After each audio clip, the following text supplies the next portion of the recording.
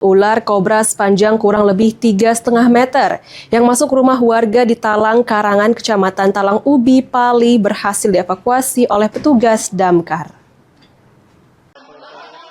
Damkar Pali melakukan evakuasi terhadap ular kobra sepanjang kurang lebih 3,5 meter selama kurang lebih 30 menit dengan menggunakan peralatan yang ada. Evakuasi ini sendiri bermula saat pemilik rumah menyadari adanya seekor ular di sekitaran rumahnya, yang selanjutnya dilaporkan ke pihak damkar. Setelah petugas datang, ular yang masih ada langsung dilakukan evakuasi dengan peralatan khusus milik damkar. Semalam kami mendapat laporan dari jam 7.30 sampai ke lokasi 8.20. Itu kira-kira berat ularnya berapa, Pak?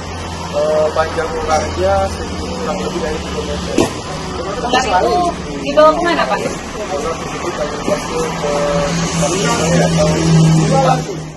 Idham Fajri, PAL TV.